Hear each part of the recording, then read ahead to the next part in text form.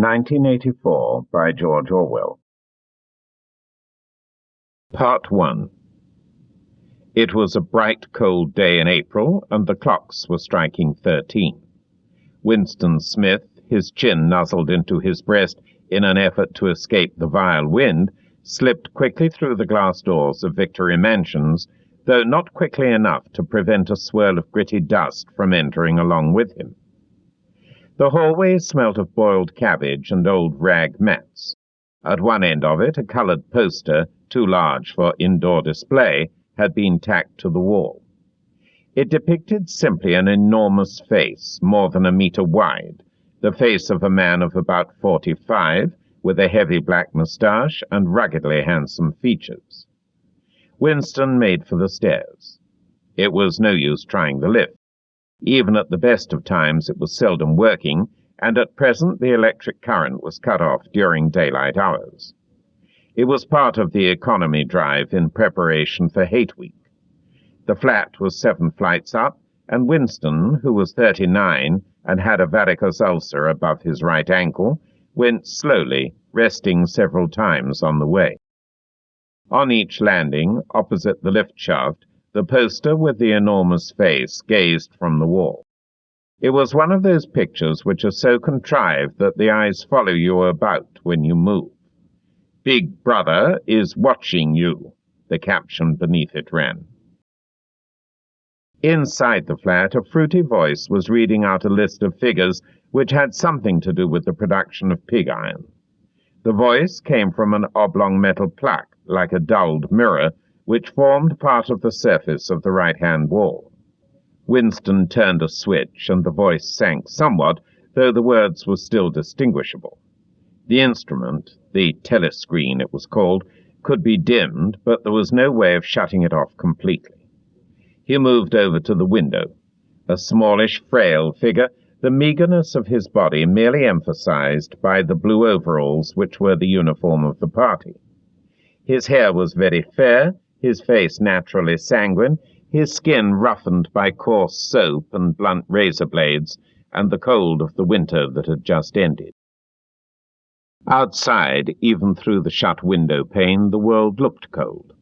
Down in the street, little eddies of wind were whirling dust and torn paper into spirals, and though the sun was shining and the sky a harsh blue, there seemed to be no colour in anything except the posters that were plastered everywhere. The black mustachioed face gazed down from every commanding corner. There was one on the house front immediately opposite. "Big Brother is watching you," the caption said, while the dark eyes looked deep into Winston's own. Down at street level, another poster, torn at one corner, flapped fitfully in the wind, alternately covering and uncovering the single word "Ingsoc." In the far distance, a helicopter skimmed down between the roofs, hovered for an instant like a bluebottle, and darted away again with a curving flight. It was the police patrol, snooping into people's windows. The patrols did not matter, however. Only the thought police mattered. Behind Winston's back, the voice from the telescreen was still babbling away about pig iron and the over-fulfillment of the 9th three-year plan. The telescreen received and transmitted simultaneously. Any sound that Winston made, above the level of a very low whisper, would be picked up by it. Moreover, so long as he remained within the field of vision which the metal plaque commanded, he could be seen as well as heard. There was, of course, no way of knowing whether you were being watched at any given moment. How often, or on what system, the thought police plugged in on any individual wire was guesswork. It was even conceivable that they watched everybody all the time. But at any rate, they could plug in your wire whenever they wanted to. You had to live, did live, from habit that became instinct, in the assumption that every sound you made was overheard, and, except in darkness, every movement scrutinized. Winston kept his back turned to the telescreen. It was safer, though, as he well knew, even a back can be revealing. A kilometre away, the Ministry of Truth, his place of work, towered vast and white above the grimy landscape. This, he thought, with a sort of vague distaste, this was London, chief city of Airstrip 1, itself the third most populous of the provinces of Oceania. He tried to squeeze out some childhood memory that should tell him whether London had always been quite like this. Were there always these vistas of rotting 19th-century houses, their sides shored up with balks of timber, their windows patched with cardboard, and their roofs with corrugated iron, their crazy garden walls sagging in all directions? And the bomb sites where the plaster dust swirled in the air and the willow herb straggled over the heaps of rubble, and the places where the bombs had cleared a larger patch and there had sprung up sordid colonies of wooden dwellings like chicken houses. But it was no use. He could not remember. Nothing remained of his childhood except a series of bright-lit tableaux occurring against no background and mostly unintelligible. The Ministry of Truth, Minitru in Newspeak, was startlingly different from any other object in sight. It was an enormous pyramidal structure of glittering white concrete, soaring up, terrace after terrace, 300 meters into the air. From where Winston stood, it was just possible to read, picked out on its white face in elegant lettering, the three slogans of the party. War is peace, freedom is slavery, ignorance is strength. The Ministry of Truth contained, it was said, 3,000 rooms above ground level and corresponding ramifications below. Scattered about London, there were just 3 other buildings of similar appearance and size. So completely did they dwarf the surrounding architecture that from the roof of Victory Mansions you could see all 4 of them simultaneously.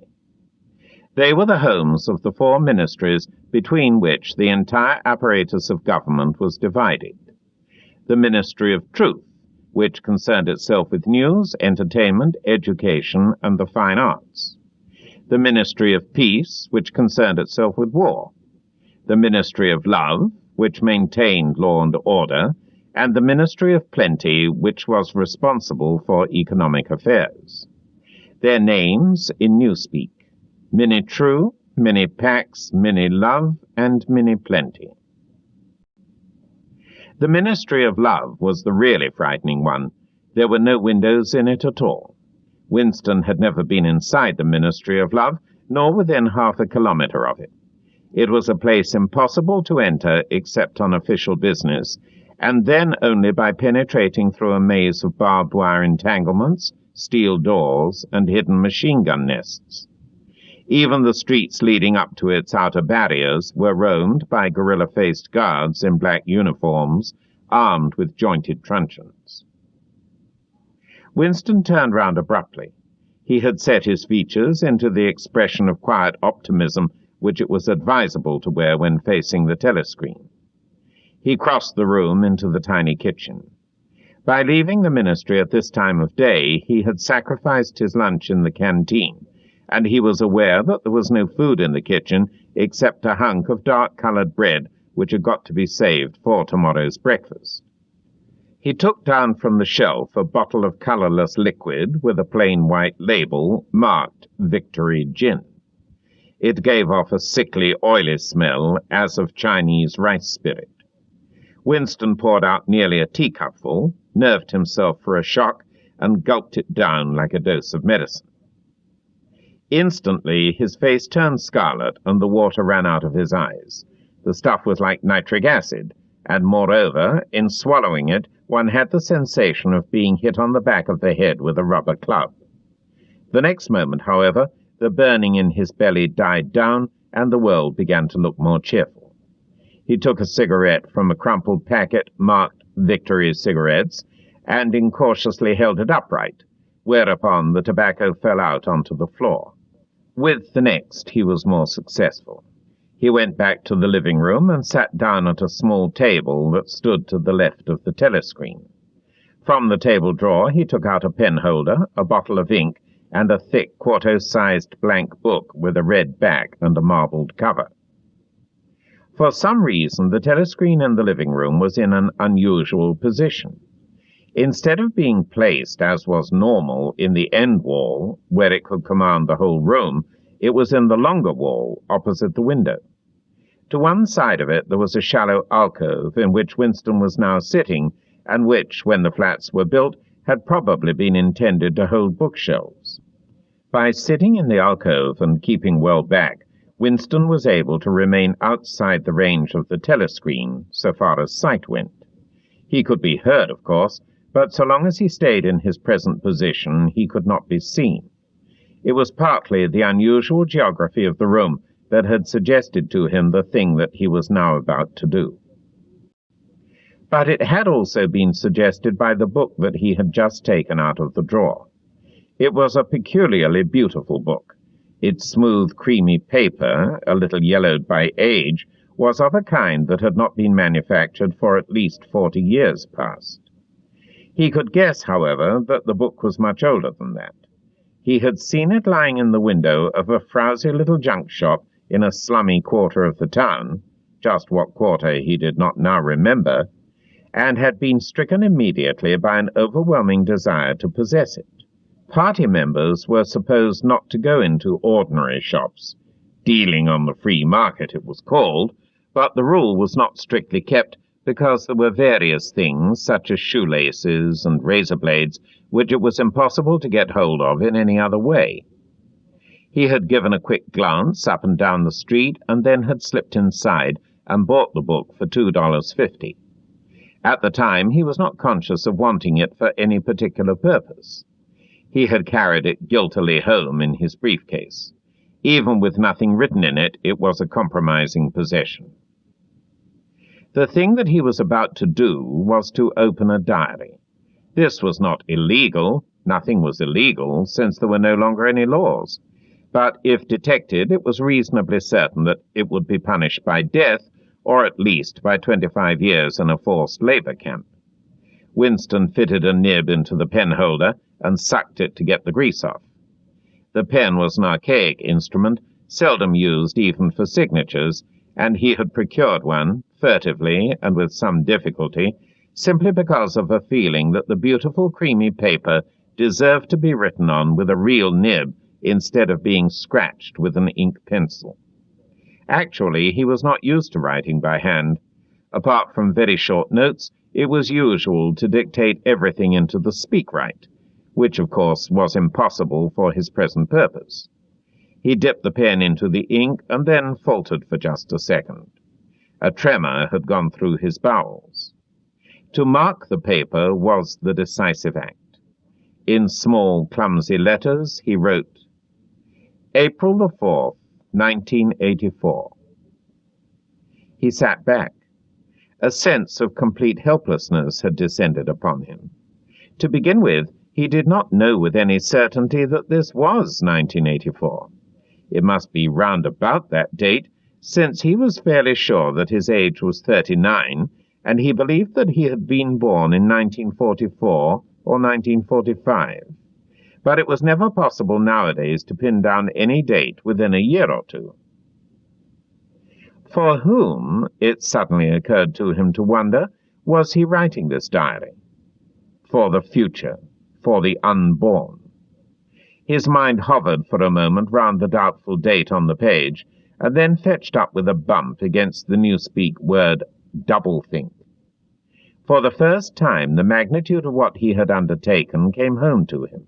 How could you communicate with the future? It was of its nature impossible.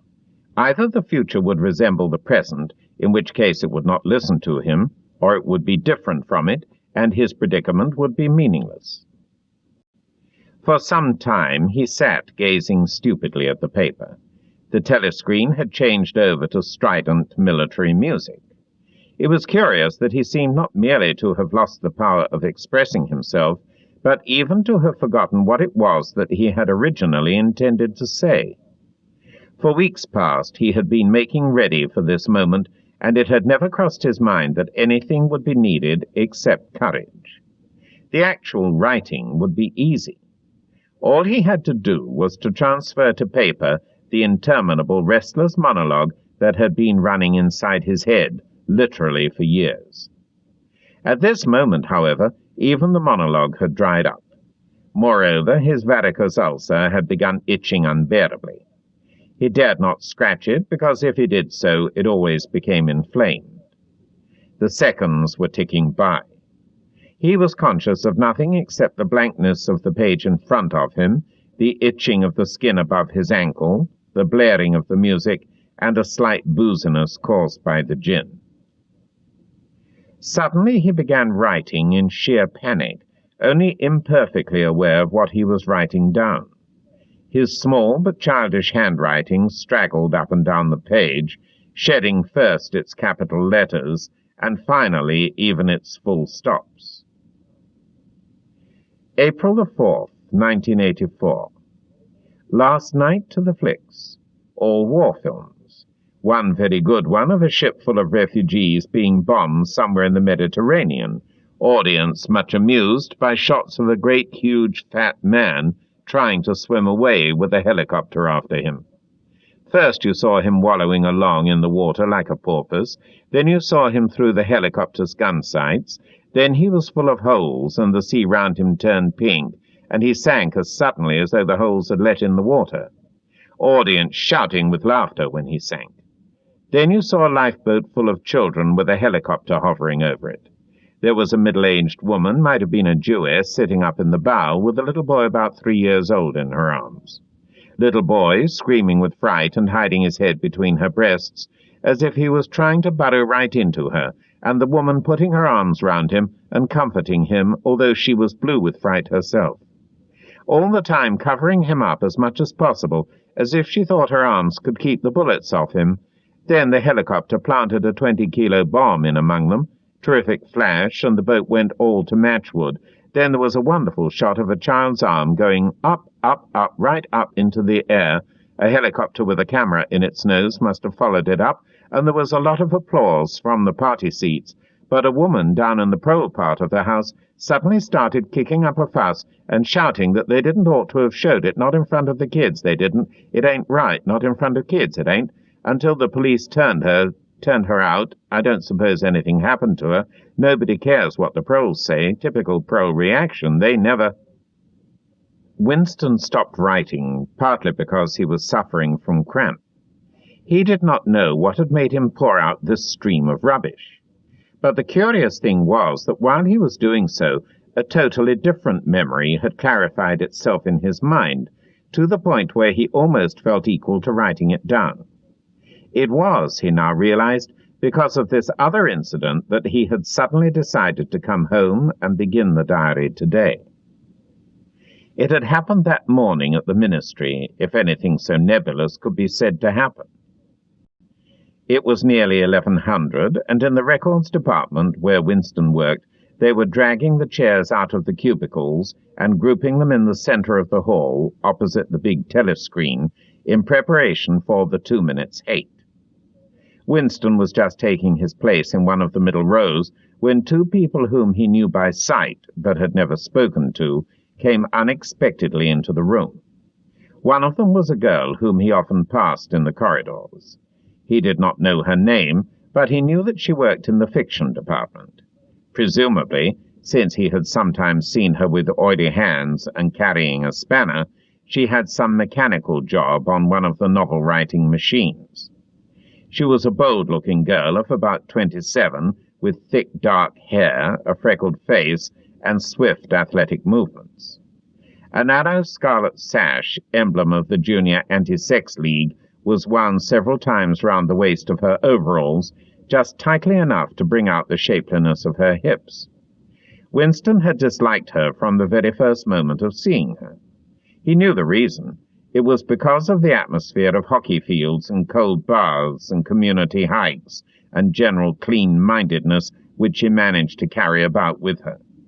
He disliked nearly all women, and especially the young and pretty ones. It was always the women, and above all the young ones, who were the most bigoted adherents of the party, the swallowers of slogans, the amateur spies and nosers out of unorthodoxy. But this particular girl gave him the impression of being more dangerous than most. Once when they passed in the corridor, she had given him a quick sidelong glance, which seemed to pierce right into him, and for a moment had filled him with black terror. The idea had even crossed his mind that she might be an agent of the thought police. That, it was true, was very unlikely. Still, he continued to feel a peculiar uneasiness which had fear mixed up in it as well as hostility whenever she was anywhere near him. The other person was a man named O'Brien, a member of the inner party and holder of some post so important and remote that Winston had only a dim idea of its nature. A momentary hush passed over the group of people round the chairs as they saw the black overalls of an inner party member approaching. O'Brien was a large, burly man with a thick neck and a coarse, humorous, brutal face. In spite of his formidable appearance, he had a certain charm of manner. He had a trick of resettling his spectacles on his nose, which was curiously disarming, in some indefinable way, curiously civilized. It was a gesture which, if anyone had still thought in such terms, might have recalled an 18th-century nobleman offering his snuff-box. Winston had seen O'Brien perhaps a dozen times in almost as many years. He felt deeply drawn to him, and not solely because he was intrigued by the contrast between O'Brien's urbane manner and his prizefighter's physique. Much more it was because of a secretly held belief, or perhaps not even a belief, merely a hope, that O'Brien's political orthodoxy was not perfect. Something in his face suggested it irresistibly. And again, perhaps it was not even unorthodoxy that was written in his face, but simply intelligence. But at any rate, he had the appearance of being a person that you could talk to, if somehow you could cheat the telescreen and get him alone. Winston had never made the smallest effort to verify this guess. Indeed, there was no way of doing so. At this moment, O'Brien glanced at his wristwatch, saw that it was nearly 1100, and evidently decided to stay in the records department until the 2 minutes' hate was over. He took a chair in the same row as Winston, a couple of places away. A small sandy-haired woman who worked in the next cubicle to Winston was between them. The girl with dark hair was sitting immediately behind. The next moment a hideous grinding screech, as of some monstrous machine running without oil, burst from the big telescreen at the end of the room. It was a noise that set one's teeth on edge and bristled the hair at the back of one's neck. The hate had started. As usual, the face of Emmanuel Goldstein, the enemy of the people, had flashed onto the screen. There were hisses here and there among the audience. The little sandy-haired woman gave a squeak of mingled fear and disgust. Goldstein was the renegade and backslider who once, long ago, how long ago nobody quite remembered, had been one of the leading figures of the party, almost on a level with Big Brother himself, and then had engaged in counter-revolutionary activities, had been condemned to death, and had mysteriously escaped and disappeared. The program of the 2 minutes' hate varied from day to day, but there was none in which Goldstein was not the principal figure. He was the primal traitor, the earliest defiler of the party's purity.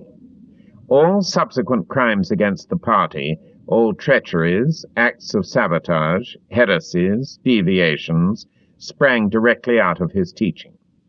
Somewhere or other he was still alive and hatching his conspiracies. Perhaps somewhere beyond the sea, under the protection of his foreign paymasters. Perhaps even, so it was occasionally rumored, in some hiding place in Oceania itself. Winston's diaphragm was constricted.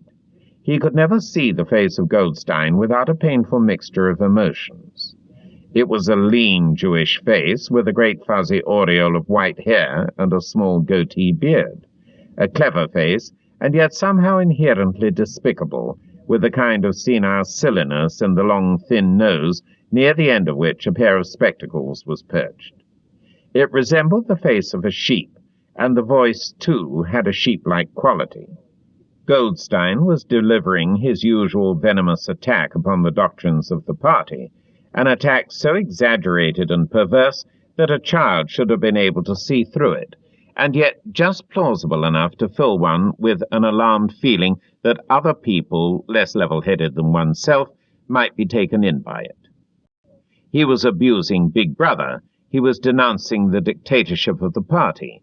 He was demanding the immediate conclusion of peace with Eurasia. He was advocating freedom of speech, freedom of the press, freedom of assembly, freedom of thought. He was crying hysterically that the revolution had been betrayed.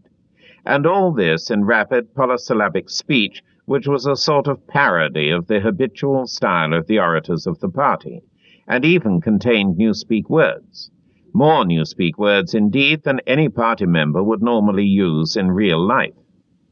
And all the while, lest one should be in any doubt as to the reality which Goldstein's specious claptrap covered, behind his head on the telescreen there marched the endless columns of the Eurasian army, row after row of solid-looking men with expressionless Asiatic faces, who swam up to the surface of the screen and vanished, to be replaced by others exactly similar. The dull, rhythmic tramp of the soldiers' boots formed the background to Goldstein's bleating voice. Before the hate had proceeded for 30 seconds, uncontrolled exclamations of rage were breaking out from half the people in the room. The self-satisfied sheep-like face on the screen and the terrifying power of the Eurasian army behind it were too much to be borne. Besides, the sight or even the thought of Goldstein produced fear and anger automatically. He was an object of hatred more constant than either Eurasia or Eastasia, since when Oceania was at war with one of these powers, it was generally at peace with the other. But what was strange was that although Goldstein was hated and despised by everybody, although every day, and 1,000 times a day, on platforms, on the telescreen, in newspapers, in books, his theories were refuted, smashed, ridiculed, held up to the general gaze for the pitiful rubbish they were, in spite of all this, his influence never seemed to grow less. Always there were fresh dupes waiting to be seduced by him. A day never passed when spies and saboteurs acting under his directions were not unmasked by the thought police. He was the commander of a vast shadowy army, an underground network of conspirators dedicated to the overthrow of the state. The Brotherhood, its name was supposed to be. There were also whispered stories of a terrible book, a compendium of all the heresies of which Goldstein was the author, and which circulated clandestinely here and there. It was a book without a title. People referred to it, if at all, simply as the book. But one knew of such things only through vague rumors. Neither the Brotherhood nor the book was a subject that any ordinary party member would mention if there was a way of avoiding it. In its second minute, the hate rose to a frenzy. People were leaping up and down in their places and shouting at the tops of their voices in an effort to drown the maddening, bleating voice that came from the screen. The little sandy-haired woman had turned bright pink, and her mouth was opening and shutting like that of a landed fish. Even O'Brien's heavy face was flushed.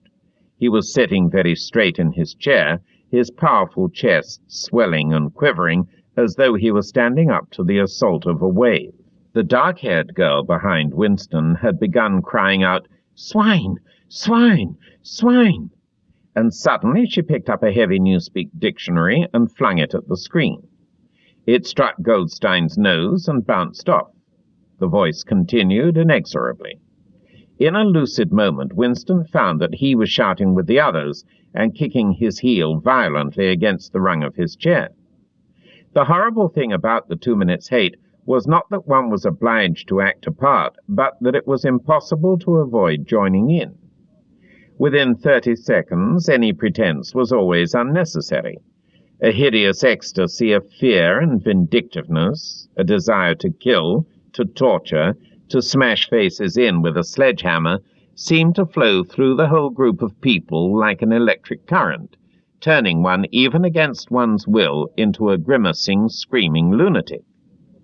And yet the rage that one felt was an abstract, undirected emotion which could be switched from one object to another like the flame of a blow-lamp.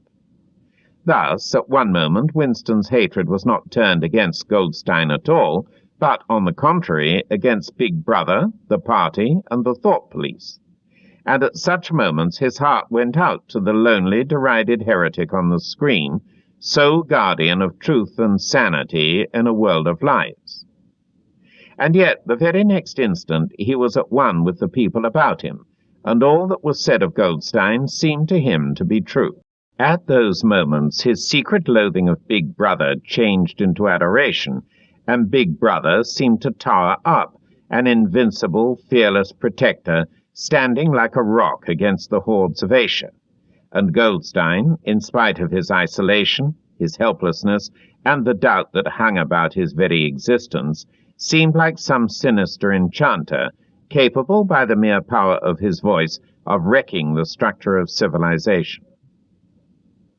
It was even possible, at moments, to switch one's hatred this way or that by a voluntary act. Suddenly, by the sort of violent effort with which one wrenches one's head away from the pillow in a nightmare, Winston succeeded in transferring his hatred from the face on the screen to the dark-haired girl behind him. Vivid, beautiful hallucinations flashed through his mind. He would flog her to death with a rubber truncheon. He would tie her naked to a stake and shoot her full of arrows like St. Sebastian.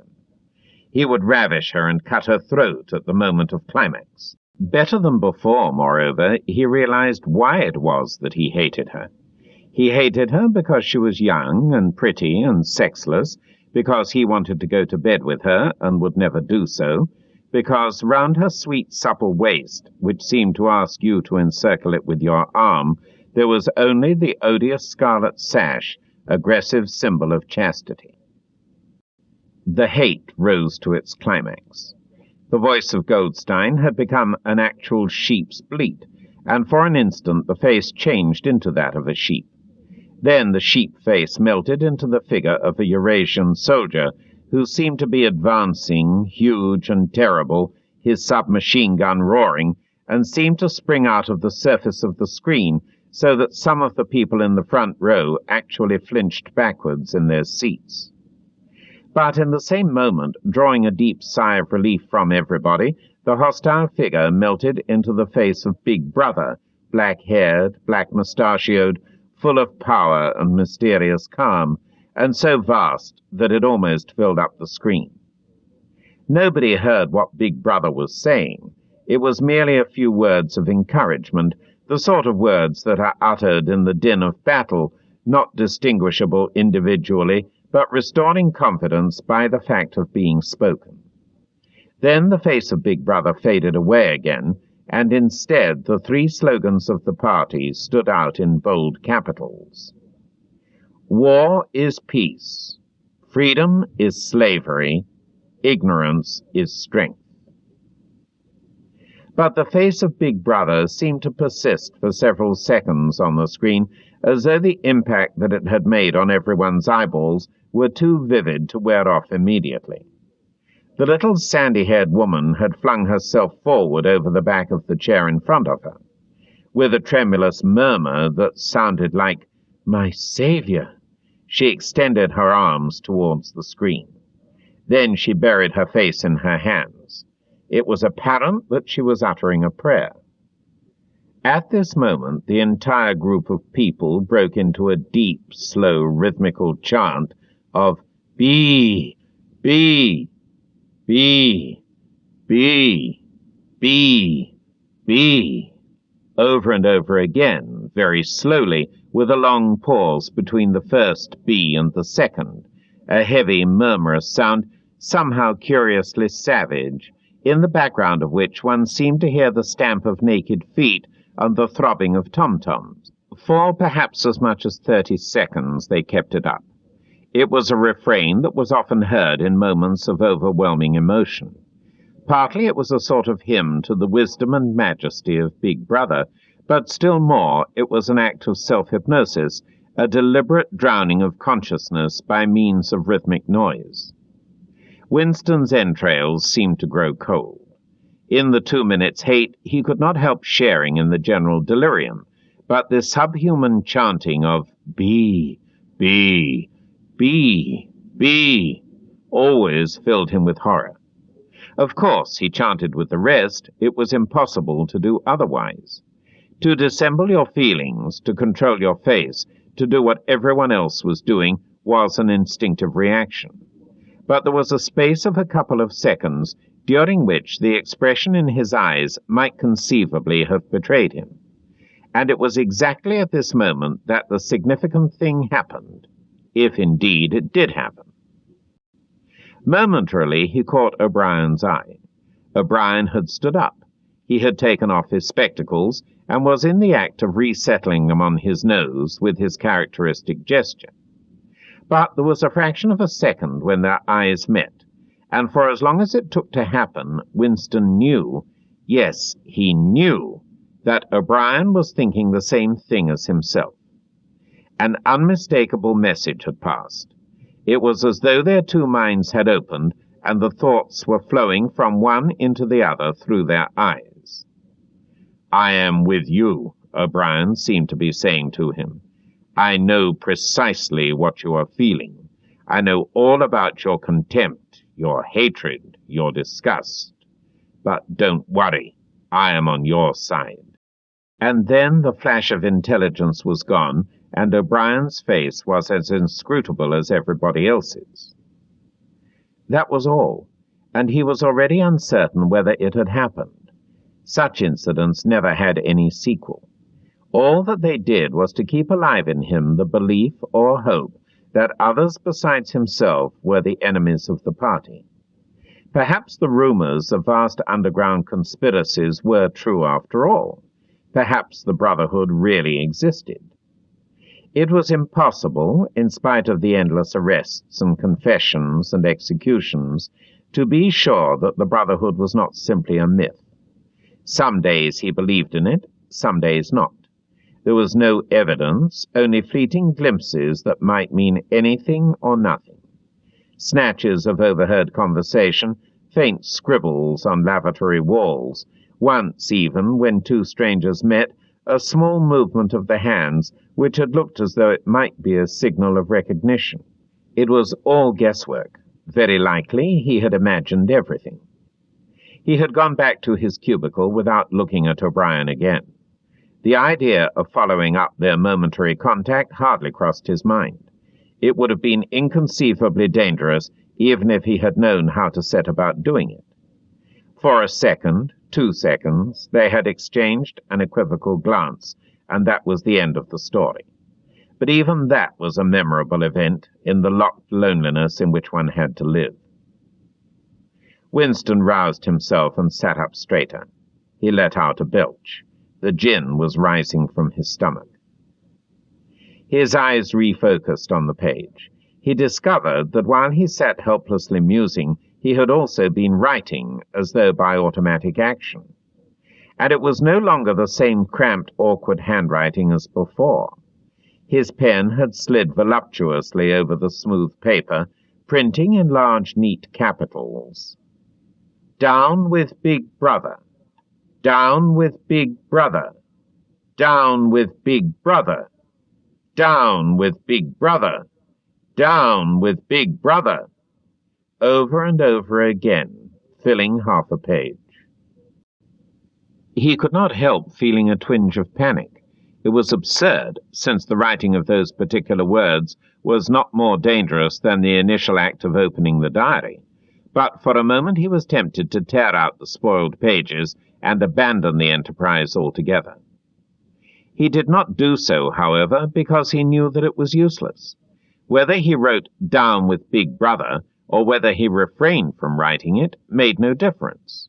Whether he went on with the diary, or whether he did not go on with it, made no difference. The thought police would get him just the same. He had committed, would still have committed, even if he had never set pen to paper, the essential crime that contained all others in itself. Thought crime, they called it. Thought crime was not a thing that could be concealed forever. You might dodge successfully for a while, even for years, but sooner or later they were bound to get you. It was always at night. The arrests invariably happened at night. The sudden jerk out of sleep, the rough hand shaking your shoulder, the lights glaring in your eyes, the ring of hard faces round the bed. In the vast majority of cases there was no trial, no report of the arrest. People simply disappeared, always during the night. Your name was removed from the registers. Every record of everything you had ever done was wiped out. Your one-time existence was denied and then forgotten. You were abolished, annihilated. Vaporized was the usual word. For a moment he was seized by a kind of hysteria. He began writing in a hurried, untidy scrawl. "They'll shoot me. I don't care. They'll shoot me in the back of the neck. I don't care. Down with Big Brother. They always shoot you in the back of the neck. I don't care. Down with Big Brother." He sat back in his chair, slightly ashamed of himself, and laid down the pen.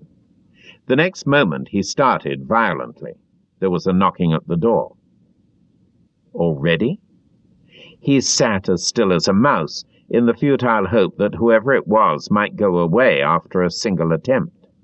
But no, the knocking was repeated. The worst thing of all would be to delay. His heart was thumping like a drum, but his face, from long habit, was probably expressionless. He got up and moved heavily toward the door. 2. As he put his hand to the doorknob, Winston saw that he had left the diary open on the table. "Down with Big Brother" was written all over it, in letters almost big enough to be legible across the room. It was an inconceivably stupid thing to have done. But, he realized, even in his panic, he had not wanted to smudge the creamy paper by shutting the book while the ink was wet. He drew in his breath and opened the door. Instantly a warm wave of relief flowed through him. A colorless, crushed-looking woman with wispy hair and a lined face was standing outside. "Oh, comrade," she began in a dreary, whining sort of voice. "I thought I heard you come in. Do you think you could come across and have a look at our kitchen sink? It's got blocked up and—" It was Mrs. Parsons, the wife of a neighbor on the same floor. Mrs. was a word somewhat discountenanced by the party. You were supposed to call everyone comrade, but with some women one used it instinctively. She was a woman of about 30, but looking much older. One had the impression that there was dust in the creases of her face. Winston followed her down the passage. These amateur repair jobs were an almost daily irritation. Victory mansions were old flats, built in 1930 or thereabouts, and were falling to pieces. The plaster flaked constantly from ceilings and walls, the pipes burst in every hard frost, the roof leaked whenever there was snow, the heating system was usually running at half steam when it was not closed down altogether from motives of economy. Repairs, except what you could do for yourself, had to be sanctioned by remote committees, which were liable to hold up even the mending of a window pane for 2 years. "Of course, it's only because Tom isn't home," said Mrs. Parsons vaguely. The Parsons flat was bigger than Winston's, and dingy in a different way. Everything had a battered, trampled-on look, as though the place had just been visited by some large, violent animal. Games impedimenta, hockey sticks, boxing gloves, a burst football, a pair of sweaty shorts turned inside out, lay all over the floor, and on the table there was a litter of dirty dishes and dog-eared exercise books. On the walls were scarlet banners of the Youth League and the Spies, and a full-size poster of Big Brother. There was the usual boiled cabbage smell, common to the whole building, but it was shot through by a sharper reek of sweat, which, one knew this at the first sniff, though it was hard to say how, was the sweat of some person not present at the moment. In another room, someone with a comb and a piece of toilet paper was trying to keep tune with the military music which was still issuing from the telescreen. "It's the children," said Mrs. Parsons, casting a half-apprehensive glance at the door. "They haven't been out today, and of course—" She had a habit of breaking off her sentences in the middle. The kitchen sink was full nearly to the brim with filthy greenish water which smelt worse than ever of cabbage. Winston knelt down and examined the angle joint of the pipe. He hated using his hands, and he hated bending down, which was always liable to start him coughing. Mrs. Parsons looked on helplessly. "Of course, if Tom was home, he'd put it right in a moment," she said. "He loves anything like that. He's ever so good with his hands, Tom is." Parsons was Winston's fellow employee at the Ministry of Truth. He was a fattish but active man of paralyzing stupidity, a mass of imbecile enthusiasms, one of those completely unquestioning, devoted drudges on whom, more even than on the thought police, the stability of the party depended. At 35, he had just been unwillingly evicted from the Youth League, and before graduating into the Youth League, he had managed to stay on in the Spies for a year beyond the statutory age. At the ministry, he was employed in some subordinate post for which intelligence was not required. But on the other hand, he was a leading figure on the sports committee and all the other committees engaged in organizing community hikes, spontaneous demonstrations, savings campaigns, and voluntary activities generally. He would inform you with quiet pride, between whiffs of his pipe, that he had put in an appearance at the community centre every evening for the past 4 years. An overpowering smell of sweat, a sort of unconscious testimony to the strenuousness of his life, followed him about wherever he went, and even remained behind him after he had gone. "Have you got a spanner?" said Winston, fiddling with the nut on the angle joint. "A spanner?" said Mrs. Parsons, immediately becoming invertebrate. "I don't know, I'm sure. Perhaps the children." There was a trampling of boots and another blast on the comb as the children charged into the living room. Mrs. Parsons brought the spanner. Winston let out the water and disgustedly removed the clot of human hair that had blocked up the pipe. He cleaned his fingers as best he could in the cold water from the tap and went back into the other room. "Up with your hands!" yelled a savage voice.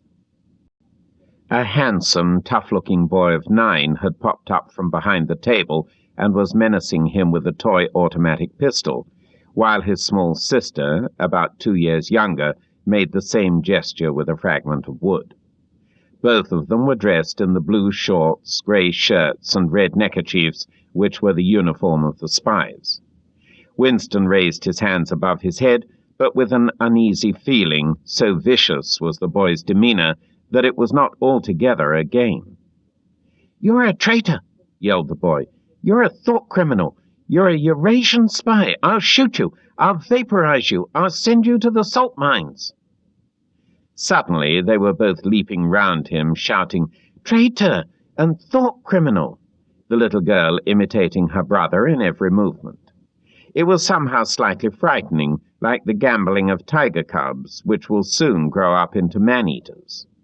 There was a sort of calculating ferocity in the boy's eye, a quite evident desire to hit or kick Winston, and a consciousness of being very nearly big enough to do so. It was a good job it was not a real pistol he was holding, Winston thought. Mrs. Parsons' eyes flitted nervously from Winston to the children and back again. In the better light of the living room, he noticed with interest that there actually was dust in the creases of her face. "They do get so noisy," she said. "They're disappointed because they couldn't go to see the hanging, that's what it is. I'm too busy to take them, and Tom won't be back from work in time." "Why can't we go and see the hanging?" roared the boy in his huge voice. "Want to see the hanging! Want to see the hanging!" chanted the little girl, still capering round. Some Eurasian prisoners, guilty of war crimes, were to be hanged in the park that evening, Winston remembered. This happened about once a month and was a popular spectacle. Children always clamoured to be taken to see it. He took his leave of Mrs. Parsons and made for the door, but he had not gone 6 steps down the passage when something hit the back of his neck, an agonizingly painful blow. It was as though a red-hot wire had been jabbed into him. He spun round just in time to see Mrs. Parsons dragging her son back into the doorway while the boy pocketed a catapult. "Goldstein!" bellowed the boy as the door closed on him. But what most struck Winston was the look of helpless fright on the woman's greyish face. Back in the flat, he stepped quickly past the telescreen and sat down at the table again, still rubbing his neck. The music from the telescreen had stopped. Instead, a clipped military voice was reading out, with a sort of brutal relish, a description of the armaments of the new floating fortress which had just been anchored between Iceland and the Faroe Islands. With those children, he thought, that wretched woman must lead a life of terror. Another year, 2 years, and they would be watching her night and day for symptoms of unorthodoxy. Nearly all children nowadays were horrible. What was worst of all was that by means of such organizations as the spies, they were systematically turned into ungovernable little savages, and yet this produced in them no tendency whatever to rebel against the discipline of the party. On the contrary, they adored the party and everything connected with it. The songs, the processions, the banners, the hiking, the drilling with dummy rifles, the yelling of slogans, the worship of Big Brother, it was all a sort of glorious game to them. All their ferocity was turned outwards, against the enemies of the state, against foreigners, traitors, saboteurs, thought criminals. It was almost normal for people over 30 to be frightened of their own children. And with good reason, for hardly a week passed in which the Times did not carry a paragraph describing how some eavesdropping little sneak, child hero was the phrase generally used, had overheard some compromising remark and denounced his parents to the thought police. The sting of the catapult bullet had worn off. He picked up his pen half-heartedly, wondering whether he could find something more to write in the diary. Suddenly he began thinking of O'Brien again. Years ago, how long was it? 7 years it must be, he had dreamed that he was walking through a pitch-dark room, and someone sitting to one side of him had said as he passed, "We shall meet in the place where there is no darkness." It was said very quietly, almost casually, a statement, not a command. He had walked on without pausing. What was curious was that at the time, in the dream, the words had not made much impression on him. It was only later and by degrees that they had seemed to take on significance. He could not now remember whether it was before or after having the dream that he had seen O'Brien for the first time, nor could he remember when he had first identified the voice as O'Brien's. But at any rate the identification existed.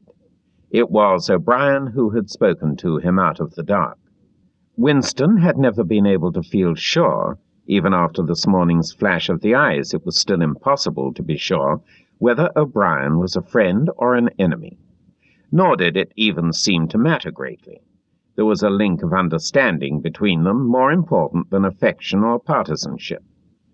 "We shall meet in the place where there is no darkness," he had said. Winston did not know what it meant, only that in some way or another it would come true. The voice from the telescreen paused.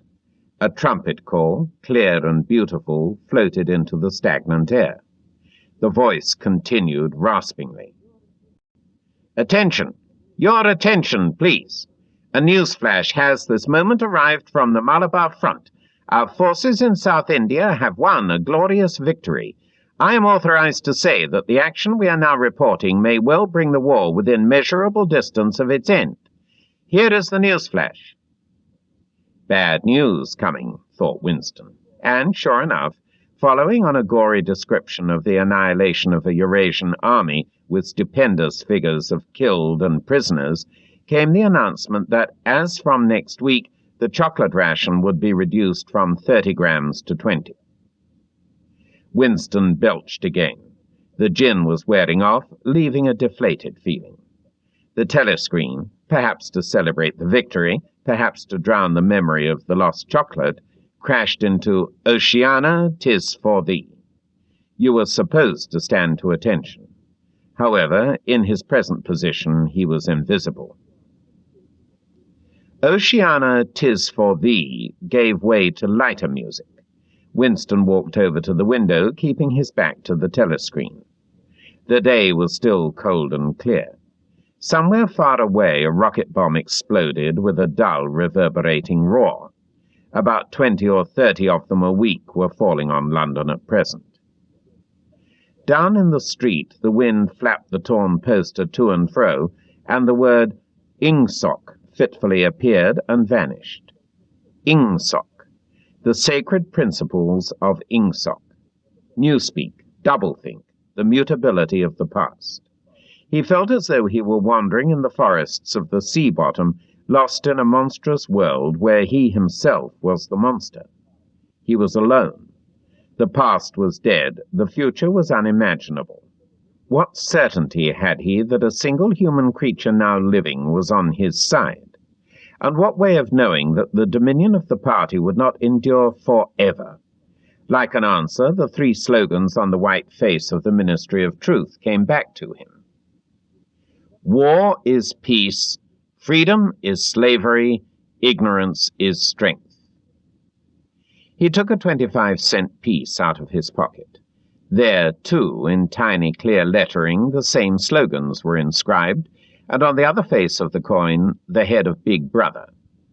Even from the coin, the eyes pursued you. On coins, on stamps, on the covers of books, on banners, on posters, and on the wrapping of a cigarette packet. Everywhere. Always the eyes watching you and the voice enveloping you. Asleep or awake, working or eating, indoors or out of doors, in the bath or in bed, no escape. Nothing was your own except the few cubic centimeters inside your skull. The sun had shifted round, and the myriad windows of the Ministry of Truth, with the light no longer shining on them, looked grim as the loopholes of a fortress. His heart quailed before the enormous pyramidal shape. It was too strong, it could not be stormed. 1,000 rocket bombs would not batter it down. He wondered again for whom he was writing the diary. For the future, for the past, for an age that might be imaginary. And in front of him there lay not death, but annihilation. The diary would be reduced to ashes, and himself to vapor. Only the thought police would read what he had written before they wiped it out of existence and out of memory. How could you make appeal to the future when not a trace of you, not even an anonymous word scribbled on a piece of paper, could physically survive? The telescreen struck 14. He must leave in 10 minutes. He had to be back at work by 14:30. Curiously, the chiming of the hour seeming to have put new heart into him. He was a lonely ghost, uttering a truth that nobody would ever hear. But so long as he uttered it, in some obscure way the continuity was not broken. It was not by making yourself heard, but by staying sane, that you carried on the human heritage. He went back to the table, dipped his pen, and wrote, "To the future or to the past, to a time when thought is free, when men are different from one another and do not live alone, to a time when truth exists and what is done cannot be undone. From the age of uniformity, from the age of solitude, from the age of Big Brother, from the age of doublethink, greetings." He was already dead, he reflected. It seemed to him that it was only now, when he had begun to be able to formulate his thoughts, that he had taken the decisive step. The consequences of every act are included in the act itself. He wrote, "Thought crime does not entail death. Thought crime is death." Now that he had recognized himself as a dead man, it became important to stay alive as long as possible. 2 fingers of his right hand were ink-stained. It was exactly the kind of detail that might betray you. Some nosing zealot in the ministry, a woman probably, someone like the little sandy-haired woman or the dark-haired girl from the fiction department, might start wondering why he had been writing during the lunch interval, why he had used an old-fashioned pen, what he had been writing, and then drop a hint in the appropriate quarter. He went to the bathroom and carefully scrubbed the ink away with the gritty dark brown soap which rasped your skin like sandpaper and was therefore well adapted for this purpose. He put the diary away in the drawer. It was quite useless to think of hiding it, but he could at least make sure whether or not its existence had been discovered. A hair laid across the page ends was too obvious. With the tip of his finger he picked up an identifiable grain of whitish dust and deposited it on the corner of the cover, where it was bound to be shaken off if the book was moved. 3. Winston was dreaming of his mother. He must, he thought, have been 10 or 11 years old when his mother had disappeared. She was a tall, statuesque, rather silent woman with slow movements and magnificent fair hair. His father he remembered more vaguely as dark and thin, dressed always in neat dark clothes. Winston remembered especially the very thin soles of his father's shoes, and wearing spectacles. The two of them must evidently have been swallowed up in one of the first great purges of the 50s. At this moment his mother was sitting in some place deep down beneath him with his young sister in her arms. He did not remember his sister at all, except as a tiny, feeble baby, always silent, with large, watchful eyes. Both of them were looking up at him. They were down in some subterranean place, the bottom of a well, for instance, or a very deep grave. But it was a place which, already far below him, was itself moving downwards. They were in the saloon of a sinking ship, looking up at him through the darkening water. There was still air in the saloon. They could still see him, and he them, but all the while they were sinking down, down into the green waters, which in another moment must hide them from sight forever. He was out in the light and air while they were being sucked down to death, and they were down there because he was up here. He knew it, and they knew it, and he could see the knowledge in their faces. There was no reproach either in their faces or in their hearts, only the knowledge that they must die in order that he might remain alive, and that this was part of the unavoidable order of things. He could not remember what had happened, but he knew in his dream that in some way the lives of his mother and his sister had been sacrificed to his own.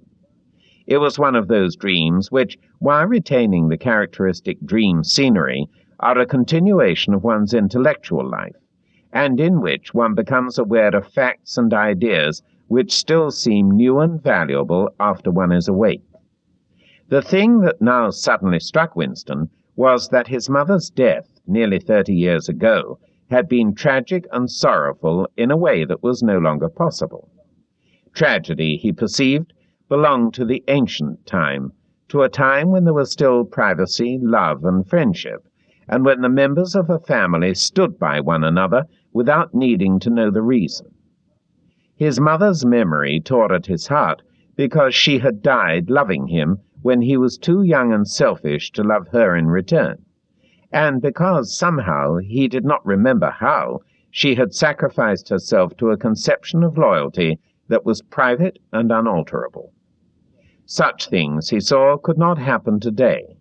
Today there were fear, hatred, and pain, but no dignity of emotion, no deep or complex sorrows. All this he seemed to see in the large eyes of his mother and his sister, looking up at him through the green water, hundreds of fathoms down, and still sinking. Suddenly he was standing on short, springy turf on a summer evening when the slanting rays of the sun gilded the ground. The landscape that he was looking at recurred so often in his dreams that he was never fully certain whether or not he had seen it in the real world. In his waking thoughts he called it the Golden Country. It was an old, rabbit-bitten pasture with a foot-track wandering across it and a molehill here and there. In the ragged hedge on the opposite side of the field, the boughs of the elm trees were swaying very faintly in the breeze, their leaves just stirring in dense masses like women's hair. Somewhere near at hand, though out of sight, there was a clear, slow-moving stream where dace were swimming in the pools under the willow trees. The girl with dark hair was coming toward him across the field. With what seemed a single movement, she tore off her clothes and flung them disdainfully aside. Her body was white and smooth, but it aroused no desire in him. Indeed, he barely looked at it. What overwhelmed him in that instant was admiration for the gesture with which she had thrown her clothes aside. With its grace and carelessness, it seemed to annihilate a whole culture, a whole system of thought, as though Big Brother and the party and the thought police could all be swept into nothingness by a single splendid movement of the arm. That, too, was a gesture belonging to the ancient time.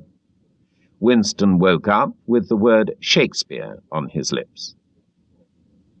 The telescreen was giving forth an ear-splitting whistle which continued on the same note for 30 seconds. It was 07:15, getting up time for office workers. Winston wrenched his body out of bed, naked, for a member of the outer party received only 3,000 clothing coupons annually, and a suit of pajamas was 600, and seized a dingy singlet and a pair of shorts that were lying across a chair. The physical jerks would begin in 3 minutes. The next moment he was doubled up by a violent coughing fit, which nearly always attacked him soon after waking up. It emptied his lungs so completely that he could only begin breathing again by lying on his back and taking a series of deep gasps. His veins had swelled with the effort of the cough, and the varicose ulcer had started itching. 30 to 40 group, yapped a piercing female voice. 30 to 40 group. Take your places, please. 30s to 40s. Winston sprang to attention in front of the telescreen, upon which the image of a youngish woman, scrawny but muscular, dressed in tunic and gym shoes, had already appeared. Arms bending and stretching, she rapped out. Take your time by me. 1, 2, 3, 4. 1, 2, 3, 4. Come on, comrades, put a bit of life into it. 1, 2, 3, 4. 1, 2, 3, 4. The pain of the coughing fit had not quite driven out of Winston's mind the impression made by his dream, and the rhythmic movements of the exercise restored it somewhat. As he mechanically shot his arms back and forth, wearing on his face the look of grim enjoyment which was considered proper during the physical jerks, he was struggling to think his way backward into the dim period of his early childhood. It was extraordinarily difficult. Beyond the late 50s, everything faded. When there were no external records that you could refer to, even the outline of your own life lost its sharpness. You remembered huge events which had quite probably not happened. You remembered the detail of incidents without being able to recapture their atmosphere, and there were long blank periods to which you could assign nothing. Everything had been different then. Even the names of countries and their shapes on the map had been different. Airstrip 1, for instance, had not been so called in those days. It had been called England or Britain, though London, he felt fairly certain, had always been called London. Winston could not definitely remember a time when his country had not been at war, but it was evident that there had been a fairly long interval of peace during his childhood, because one of his early memories was of an air raid which appeared to take everyone by surprise. Perhaps it was the time when the atomic bomb had fallen on Colchester. He did not remember the raid itself, but he did remember his father's hand clutching his own as they hurried down, down, down into some place deep in the earth, round and round a spiral staircase which rang under his feet, and which finally so wearied his legs that he began whimpering, and they had to stop and rest. His mother, in her slow, dreamy way, was following a long way behind them. She was carrying his baby sister, or perhaps it was only a bundle of blankets that she was carrying. He was not certain whether his sister had been born then. Finally, they had emerged into a noisy, crowded place which he had realized to be a tube station. There were people sitting all over the stone-flagged floor, and other people, packed tightly together, were sitting on metal bunks, one above the other. Winston and his mother and father found themselves a place on the floor, and near them an old man and an old woman were sitting side by side on a bunk. The old man had on a decent dark suit and a black cloth cap pushed back from the very white hair. His face was scarlet, and his eyes were blue and full of tears. He reeked of gin. It seemed to breathe out of his skin in place of sweat, and one could have fancied that the tears welling from his eyes were pure gin. But though slightly drunk, he was also suffering under some grief that was genuine and unbearable. In his childish way, Winston grasped that some terrible thing, something that was beyond forgiveness and could never be remedied, had just happened. It also seemed to him that he knew what it was. Someone whom the old man loved, a little granddaughter perhaps, had been killed. Every few minutes the old man kept repeating, "We didn't ought to have trusted 'em. I said so, Ma, didn't I? That's what come of trusting 'em. I said so all along. We didn't ought to have trusted the buggers." But which buggers they didn't ought to have trusted, Winston could not now remember. Since about that time, war had been literally continuous, though, strictly speaking, it had not always been the same war. For several months during his childhood there had been confused street fighting in London itself, some of which he remembered vividly. But to trace out the history of the whole period, to say who was fighting whom at any given moment, would have been utterly impossible, since no written record and no spoken word ever made mention of any other alignment than the existing one. At this moment, for example, in 1984, if it was 1984, Oceania was at war with Eurasia and an alliance with East Asia. In no public or private utterance was it ever admitted that the three powers had at any time been grouped along different lines. Actually, as Winston well knew, it was only 4 years since Oceania had been at war with East Asia and in alliance with Eurasia. But that was merely a piece of furtive knowledge which he happened to possess because his memory was not satisfactorily under control. Officially, the change of partners had never happened. Oceania was at war with Eurasia. Therefore, Oceania had always been at war with Eurasia. The enemy of the moment always represented absolute evil, and it followed that any past or future agreement with him was impossible. The frightening thing, he reflected for the 10,000th time, as he forced his shoulders painfully backward, with hands on hips they were gyrating their bodies from the waist, an exercise that was supposed to be good for the back muscles. The frightening thing was that it might all be true. If the party could thrust its hand into the past and say of this or that event it never happened, that surely was more terrifying than mere torture and death. The party said that Oceania had never been in alliance with Eurasia. He, Winston Smith, knew that Oceania had been in alliance with Eurasia as short a time as 4 years ago. But where did that knowledge exist? Only in his own consciousness, which in any case must soon be annihilated. And if all others accepted the lie which the party imposed, if all records told the same tale, then the lie passed into history and became truth. "Who controls the past," ran the party slogan, "controls the future. Who controls the present controls the past." And yet the past, though of its nature alterable, never had been altered. Whatever was true now was true from everlasting to everlasting. It was quite simple.